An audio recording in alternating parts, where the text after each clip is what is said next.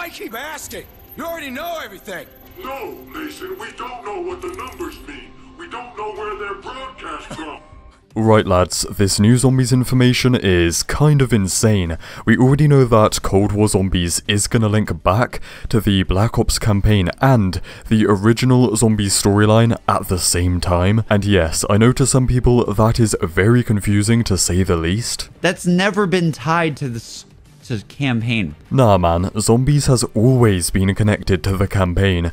Not so much anymore actually, but back in the day, yeah, it definitely was. I would say it was kind of like different branches from the same tree, and Cold War is going to go back to that. In fact, this is going to be the closest that these two storylines have ever interconnected. Essentially, we already have a load of backstory to this not so new zombie story, stuff that Treyarch have already written or wrote, what, 10 years ago?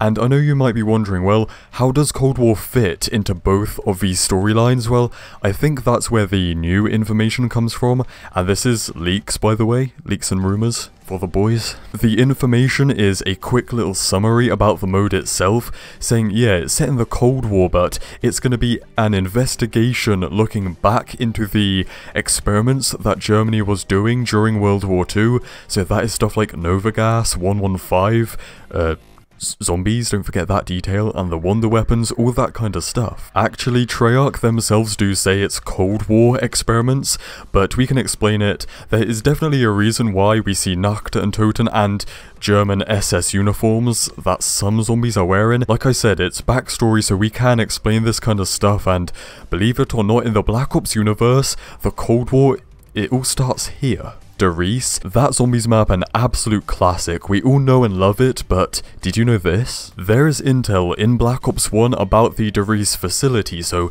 it exists and everything about it, where at the end of the war, the Russian forces come in and, you know, massacre all the scientists, as you do, and then the Americans show up, and there's a big standoff between the Americans and the Soviets because of what exists at this facility. It's, you know, groundbreaking, literally earth-shattering technology. And so the Cold War begins, the arms race, the space race, where both America and the Russians are trying to continue what the Germans were doing in World War II in, you know, this storyline here. So in Russia it's the Ascension Group, which, let me remind you, exists in both the campaign and Zombies.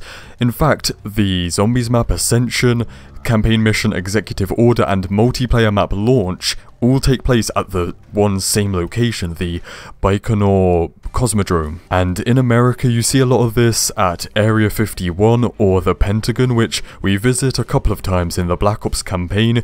You go there and, you know, almost kill JFK, but hey, we'll get him next time. And also 5, the Zombies map, and then the prequel to it, Classified, in Black Ops 4, one of the latest Zombies maps, the third to last Zombies map in the original Ether storyline, and this map has a big clue. In terms of Treyarch content, this is very recent stuff, so the Pack-a-Punch camo in Classified is like a blueprint or a document of a CIA operation to kill Woods, Hudson and Mason because they are like too dangerous to, or a threat to national security.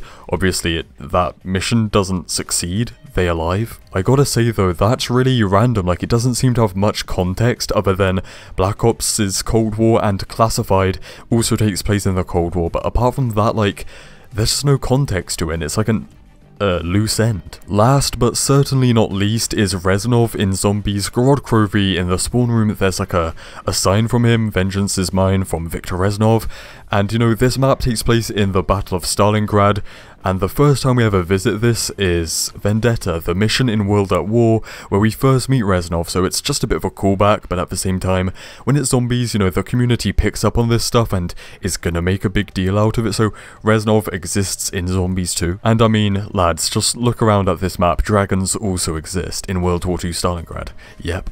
Oh shit, I almost forgot here at the end that Novagas exists in both and is made by Steiner, the German scientist, so he was working on it back in World War II. And then we see like a little shot of him dead in the Zombies gameplay teaser. So it's all linked here, you know.